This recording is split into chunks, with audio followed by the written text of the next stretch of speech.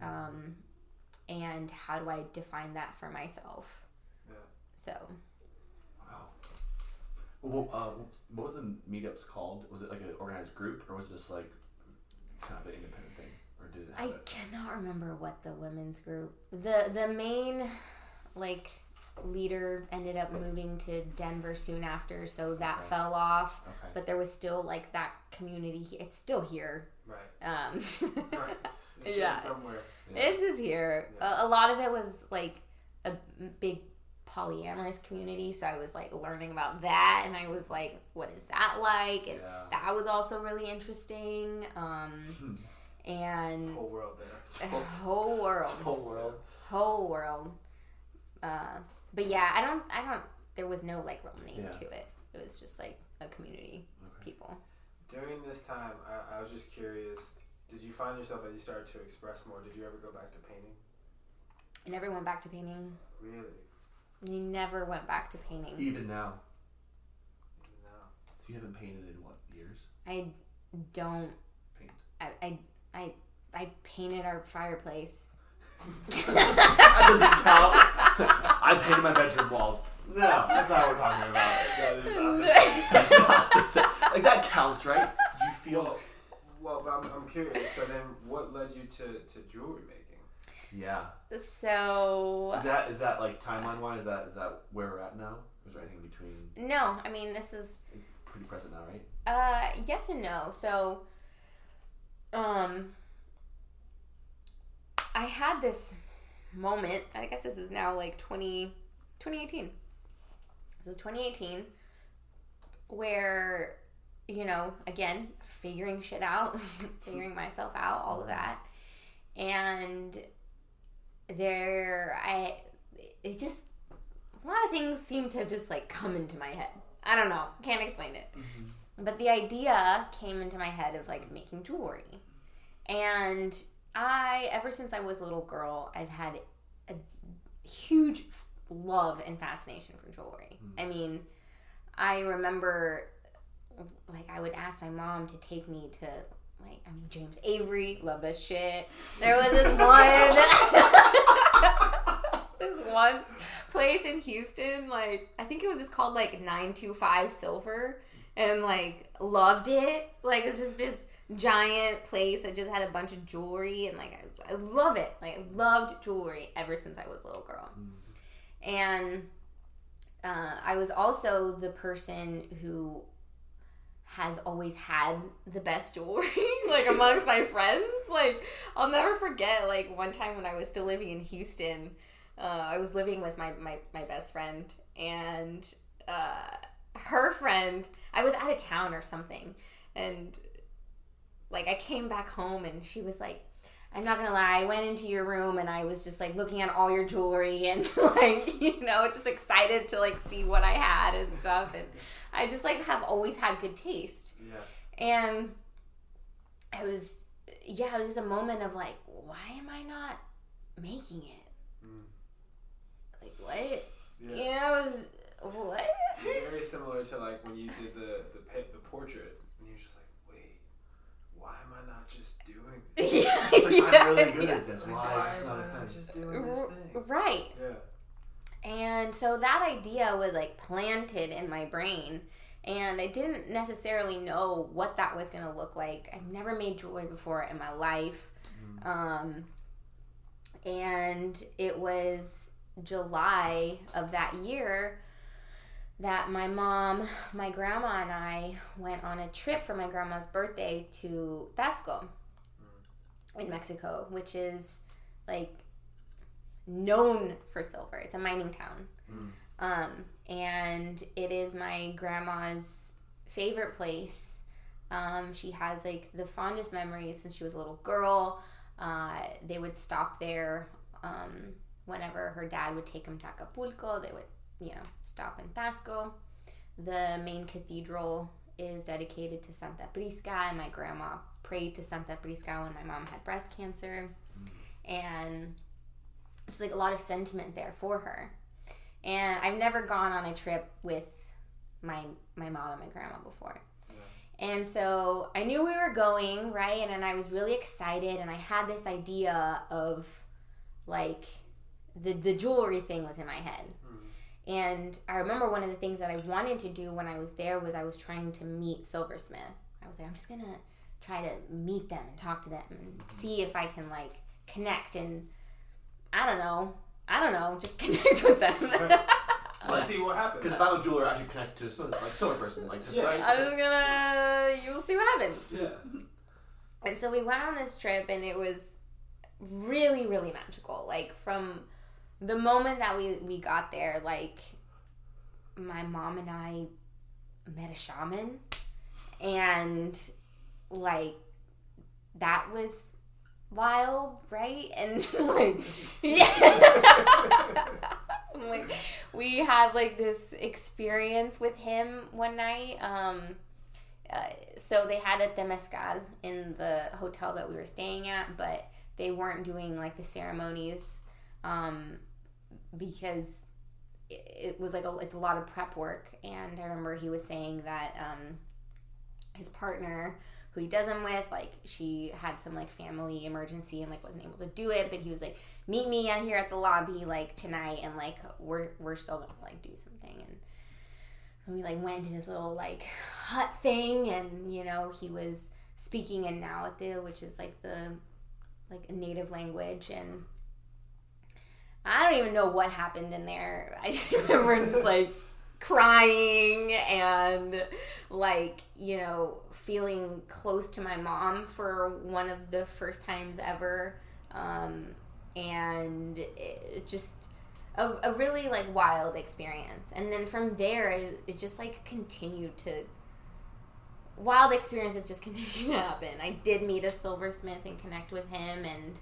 I actually, like, there was a stone shop where I picked up a couple of stones, and I went to him and had him make some things for me. And you know, I was chatting with him, and I was like, hey, like, if I were to, like, make designs and send them to you, like, could we do that? And, you know, he was telling me how he does do that, and I was telling him that I wanted to learn, and he told me that if I go to Mexico, like, once a month or something, that he would, like, teach me. But I also think he was creepy.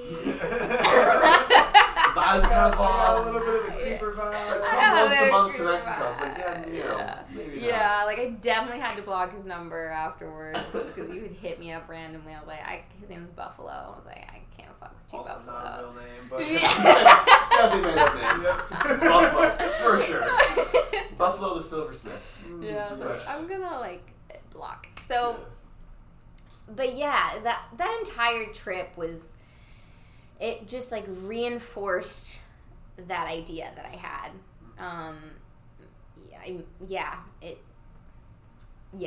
It just reinforced, like, this is what I needed to do. I remember I came back and I was, like, so on fire, and I was like, I'm moving to Mexico. I was like, I'm gonna go live with my uncle. I'm gonna go live with learn from silversmith in Mexico, and I am going to do this. Like, I have to do this. Yeah. And I was, like, making effort to make that happen, right? Yeah. Like, my uncle was helping me figure that out, right? He's like, you can stay here, you know, like, his girlfriend at the time, like, needed a nanny or some shit, and, like, you could nanny for her and use her car and, like, go to San Miguel, and, like, Quite the uncle. Yeah, for sure. I mean, my entire family lives in Mexico, so, you know, one way or another I could figure something out, right, you know? And so, anyway, very, very quickly, I learned that, like, I can't just do that. You can't just uproot It's just not gonna happen. I can't. to go meet with Buffalo. What was the thing that made you realize you couldn't? Was it just, like, just the reality of it all, you know? Yeah. It was just like, I have a lease here, and I, like, you have to be responsible. money, and I have 2 dogs, and I have this car, like, a lease on the car for, like, X amount of years, and, you know, all of, like, the logistics of it. Yeah. And I was like, shit, well, that's not gonna happen, right? Yeah. And so I continued exploring, and that's when I found a jewelry school here in Austin called Creative Side Jewelry Academy. And like classes were, you know, exponentially more expensive than if I were going to Mexico. Yeah. Naturally. Just because you're on this side. Right. And it's Austin. Yeah. But I was like, well, fuck it. Like, I'm going to do it. And I signed up for 2 4-week courses. Like, the first one was just like an intro to, like, you know, working with metal and like the complete basics of it, and then the next 4 weeks were more like advanced techniques and stuff. And that was in September when it started of 2018. So I'll never forget like that experience, like the first time that I like touched metal and like had a saw and I was like sawing it, and I was like it was the most empowering feeling of like, oh my god, this is what I need to be doing. Like I felt so lit up. Like I had never been so lit up by something before. And I've never done anything like that before, and so I mean, I was having just the time of my life, just like having so much fun with projects and connecting with my teacher. And like I remember even my teacher being like, my first piece never even looked like that, like you know, and very quickly like realizing like, oh, I have a talent for this. Like I'm good at this. And you enjoy it too. And I loved it. Yeah. I loved it. And yeah, it was at that time I was still working at Whole Foods. I was no longer an intern, and I was working at the corporate offices, and I was living at that small little place. And I remember like after those courses, there was a part of me that was just like, ugh, like how am I gonna make this happen? You know, it was like I knew that this is what I wanted to do. I was so lit up by it, but I had no idea how to move forward with it. I mean, jewelry making is a very expensive craft. The tools in itself are super expensive, and the material in itself is expensive, and needing to have a space for it. I was like, I lived in the little duplex. Like, I couldn't set up there. And again, at the time, the story that was very much still playing was me being small, and I at Whole Foods, a great experience, but I very much felt like they were reinforcing my small worth and value. The conditioning that you have, essentially. Yeah. Like I remember asking for more money, and then like them literally printing off a sheet and being like, "Why not?" And like me just being like, "What the fuck?" Like, how is this person over here making $20,000 more a year than me? And like, you know, it's just, it was wild. And so I wasn't making a lot of money.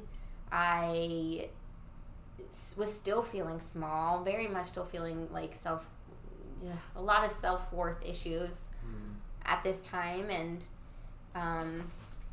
I very, very quickly thought that jewelry making was going to be like painting, where I was just something that I was going to have to like let go. And I remember that was like crushing for me, because I was like, I guess that was it.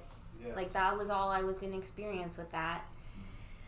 But my friend at the time was living in a townhome duplex thing, and she had a garage, and she's like, hey, you can set up here, which was like really amazing. And so it was like awesome. And so I like made up a little setup there, and you know, super grateful for that. And I would just be in there like tinkering, kind of playing around. I remember like being all nervous because like this was the first time like me just like off on my own, just like remembering my notes from class of like what to do as I'm like working with a fucking torch and like some metal and like, all right, girl, like, well, we're gonna figure it out.